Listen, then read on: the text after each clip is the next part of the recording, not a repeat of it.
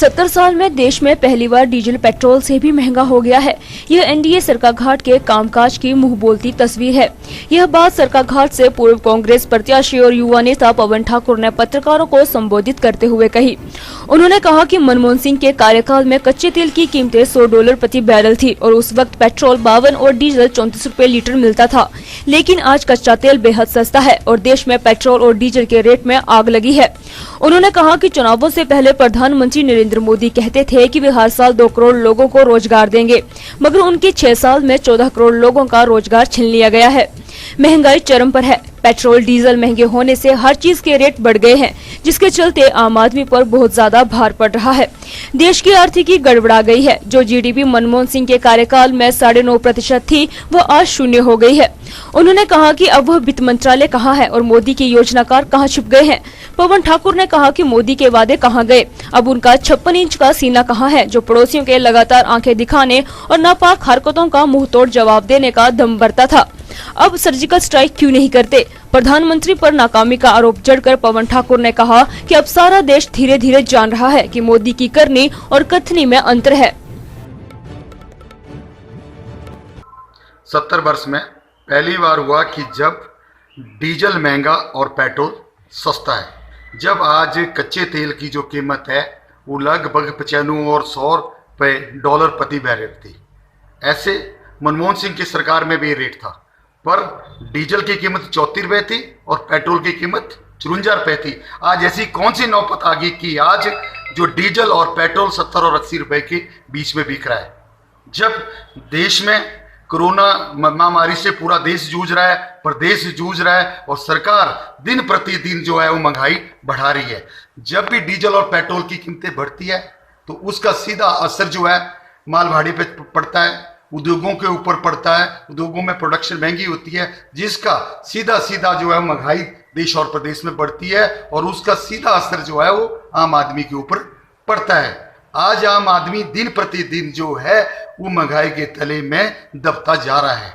आज देश में 14 करोड़ लोग जो है वो बेरोजगार हो चुके हैं। आज हमारी जीडीपी जो 70 वर्ष में जिसको आदरणीय मनमोहन सिंह ने 9.5% तक पहुंचाया था, आज वो 0 हो चुकी है। हम सरकार से पूछना चाहते हैं कि इस वक्त जहां हमारी जीडीपी 0 हो गई है, वहां आज महंगाई आसमान छू रही है। इसके लिए आप कोई ठोस नीति क्यों नहीं बना रहे हैं? आपके वित्त मंत्रालय कहाँ है जो इसके ऊपर गंभीरता से सोच नहीं रहा है? आज हर गांव में 10 और 12 जो लोग युवा हैं वो बेरोजगार हो चुके हैं। हमने उनके लिए कोई नीति नहीं बनाई, सरकार का कोई कार्यक्रम नहीं है। उन लोगों को हमने कैसे उस स्थिति से उबारना है, कैसे उनका जीवन पटरी पे लौटाना है। आज व्यापारी हताश है, आज बेरोजगार हताश है, आज किसान हताश है, आज समाज का हरेक वर्ग हताश है। पर सरकार कुंभकर्ण की नींद में सोई है। सरकार सिर्फ लोगों को बांटने में लगी है। लोगों के प्रति कोई भी ठोस जो है नीति नहीं बना रही है।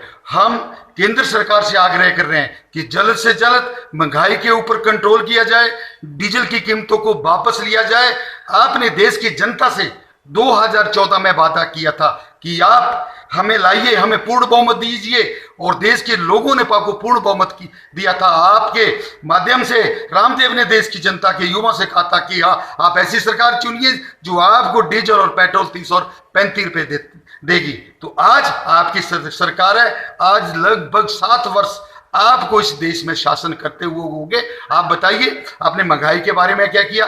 आपने 2 करोड़ लोगों को रोजगार की बात की थी। कहाँ लोगों की रोजगार है? उल्टा आज देश से जो रोजगार है, रोजगार की चले गई है। आज 14 करोड़ लोग जो है बेरोजगार हो गए हैं। जब आपने कहा था कि हम हर साल 2 करोड़ लोग, तो आज 14 करोड़ लोगों को रोजगार मिलनी थी। तो ये सरकार पूरी तरह से फेल है।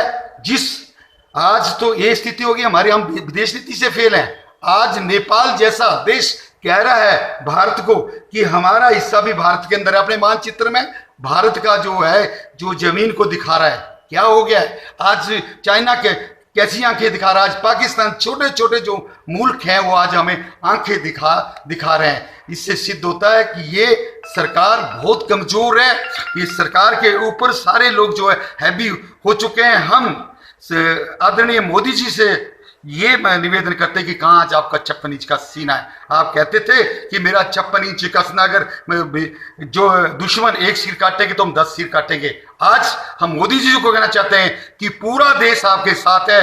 आज चाइना के ऊपर सर्जिकल स्ट्राइक कीजिए, दिखाइए, देश के लोगों को दिखाइए।